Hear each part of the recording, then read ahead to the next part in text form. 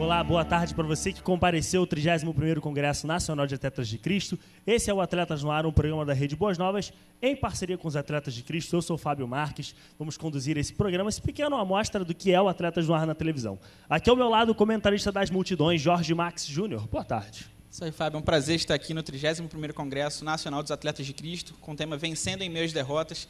A gente tem sido muito abençoado aqui desde quarta-feira, na verdade, da quarta-feira passada, e tem sido uma bênção aqui ouvir tantos testemunhos, tantas pregações que tem abençoado a nossa vida e a vida de todos que estão aqui, né? E a gente vai mostrar um pouco do que o programa tem feito, e a gente quer chamar agora para a gente fazer um passeio pela história, um dos criadores do Atletas de Cristo, que é o Alex Dias Ribeiro.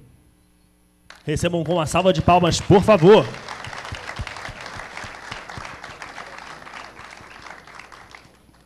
Bom, para você que não está acostumado no nosso programa, a gente sempre tem um quadro onde a gente entrevista grandes atletas de Cristo, e a gente já entrevistou a Cissa, inclusive, foi uma das que passou pelo nosso quadro, e outros produtos que a gente, inclusive, gravou aqui para levar, para exibir no nosso programa, e a gente quer tentar fazer esse quadro aqui ao vivo com o Alex hoje. Alex, obrigado, tá? Para a gente começar, eu queria que você contasse para a galera, para quem talvez não conheça a sua história, como é que começou o seu envolvimento com o esporte. O automobilismo não é exatamente um esporte fácil de se entrar, não é como o futebol, você está jogando ali na esquina, alguém descobre, você é bom, vamos jogar. O automobilismo não é exatamente assim. Como é que foi a sua trajetória? Bom, meu pai foi um dos pioneiros na construção de Brasília. Nós chegamos lá em 1º de janeiro de 57, quando não tinha nada, e aquela cidade saiu do sonho de um sujeito chamado Juscelino Kubitschek, que contaminou o meu pai com essa ideia de Brasília. Ele passou a sonhar, e eu chamo Brasília de terra dos sonhos. Na inauguração de Brasília, tinha uma corrida de automóvel, e eu fiquei absolutamente fascinado com aquilo que eu vi. Eu falei, quando eu crescer, eu vou ser piloto. Não cresci muito, mas marquei o meu exame de motorista para o dia do aniversário, porque eu não podia ficar um dia sem ter a carteira, e sem a CNH, Carteira Nacional de Habilitação, naquela época, não se podia entrar numa corrida de automóvel. Então, comecei minha carreira com 18 anos, com um carro que eu mesmo construí, junto com o que sobrou de um Fusca, que meu pai teve um baita acidente, quase morreu.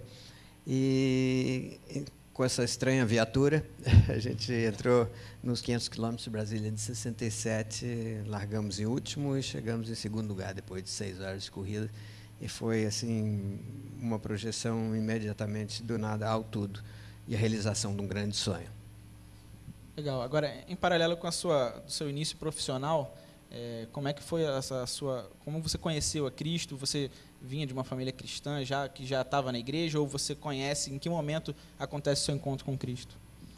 Eu nasci num lar cristão, sou a terceira geração de batistões na minha família.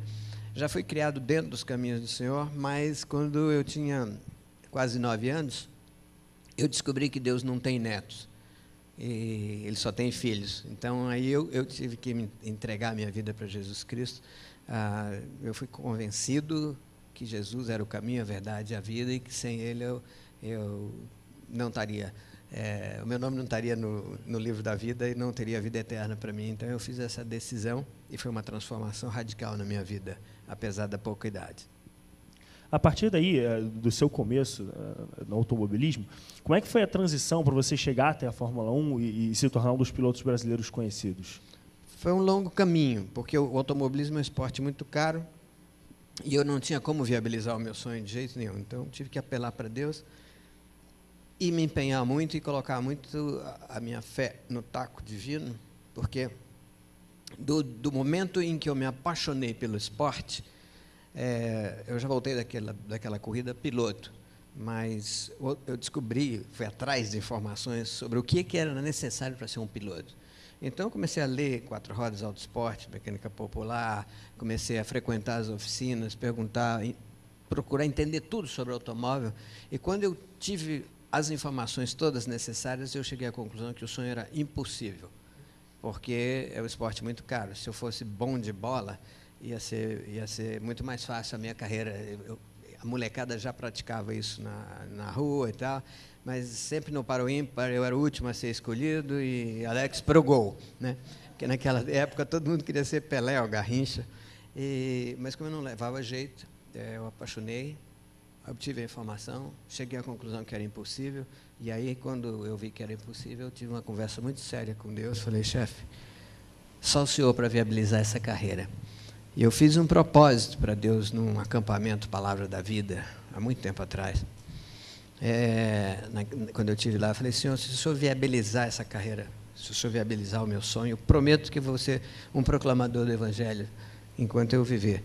E Deus fez tudo acontecer. Eu não tenho muito tempo, mas hoje à noite eu vou falar, aliás, amanhã à noite eu vou contar toda a história. Mas foi através da fé em Deus, da fidelidade dele, e uma fé pequena, do tamanho de um grão de mostarda, mas em obediência, e pela fidelidade dele, ele viabilizou essa carreira para mim. Eu comecei com esse carro de fundo de quintal, que no primeiro momento foi chamado de objeto não identificado, porque era uma coisa, o carro. E fui progredindo na carreira até ser convidado para correr na equipe Hollywood, que era a equipe principal no Brasil. E lá eu fui campeão brasileiro, número 1 do ranking nos pilotos brasileiros, em atividade no Brasil. Com isso eu consegui o patrocinador da própria Hollywood, fui para a Europa, lá eu corri de Fórmula 3, Fórmula 2, cheguei até a Fórmula 1, na base do milagre. Agora, Alex, em que momento da sua vida profissional entra a missão dos Atletas de Cristo? Você já era um piloto consagrado? Você já tinha conseguido conquistar seus objetivos? Ou, enfim, foi durante a carreira, durante o seu crescimento profissional que também acontece isso? Como é que foi o seu encontro com a missão? Quando eu fui campeão brasileiro, o JB mandou um repórter vir conversar comigo, e ele falou: olha, o redator-chefe quer que eu faça uma matéria sobre o porquê do Cristo Salva no seu carro. Por que quando você vai correr, vem esses jovens da igreja, eles sacam um violão e começam a cantar o tema lá, Cristo salva, sempre salva? Por que eles distribuem esses folhetos nas arquibancadas? Eu tinha escrito um folheto chamado O Grande Prêmio da Vida, em que eu fazia uma analogia entre as corridas de automóvel e a corrida da vida de cada um de nós, e apresentamos o plano da salvação. E, para meu espanto, aquilo foi publicado numa 4ª página do JB de domingo, e, de repente, caiu uma ficha que eu tinha falado de Cristo para 450 mil leitores do JB naquele fim de semana. Eu falei: uau, isso é um grande meio de comunicação. E daí para frente isso passou a ser a minha missão. Como um pastor, a diferença é que o meu púlpito andava 200 por hora. E ali, com a projeção que o esporte tem, com os meios de comunicação, eu cheguei à conclusão que é possível alcançar o mundo inteiro para Cristo através da linguagem universal do esporte. Daí eu comecei a crer, e Deus foi me abençoando. Eu tinha certeza que ia ser campeão do mundo, e aí eu teria uma plataforma para falar de Cristo com 2 bilhões de habitantes do planeta. Só que, quando eu entrei na Fórmula 1, eu entrei também pelo cano. Assinei um contrato com uma equipe muito ruim, que só andava lá atrás. Depois de um ano desse martírio todo, me ejetaram do círculo da Fórmula 1, porque eu perdi meus patrocinadores. E aí eu tive que... Aí foi a grande derrota. E esse processo, Deus me tirou do fundo do poço, da depressão. Fiquei bravo com Deus, briguei com Ele, feio. Não deixei de crer, não, mas eu fiquei muito na bronca. E Ele me recuperou primeiro por dentro, e depois surgiu esse convite para vir pilotar uma máquina chamada Atletas de Cristo. No congresso de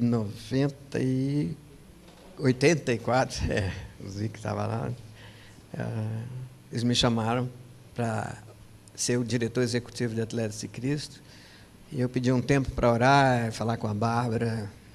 Falei: olha, o salário é o equivalente a $25 por mês, se dá para encarar. E nós tínhamos 2 crianças pequenas, mas vamos fazer o seguinte: vamos separar um pouco das nossas economias. Vou trabalhar 3 meses, tempo integral, para dar uma organizada na parte estrutural e administrativa, e depois eu vou voltar para o mercado de trabalho. E quando eu pus a mão no arado, disse sim, e o João Leite e toda a diretoria lá de Belo Horizonte passou o volante para mim e me permitiu trazer a sede administrativa para São Paulo, que é onde eu morava.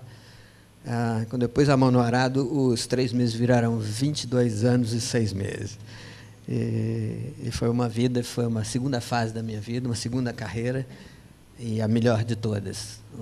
Na primeira fase eu estava atrás do sucesso, nessa agora eu estava atrás do significado da minha vida. E nunca a minha vida teve tanto significado como foram esses anos com Atletas de Cristo. Deus fez chover na horta dessa missão, ao ponto da Manchete, fazendo uma retrospectiva da década de 80, ela disse que o maior fenômeno religioso que aconteceu no Brasil naquela década foi Atletas de Cristo, pela influência que essa missão tinha na cultura brasileira, na cultura do esporte, e realmente houve uma transformação enorme pela mão de Deus e para a honra e glória dele. Alex, muito obrigado. Uma salva de palmas para Alex Dias Ribeiro, um referencial para a gente. Alex, obrigado. A gente vai fazer um intervalo rapidinho e a gente volta no próximo bloco com mais Atletas no Ar.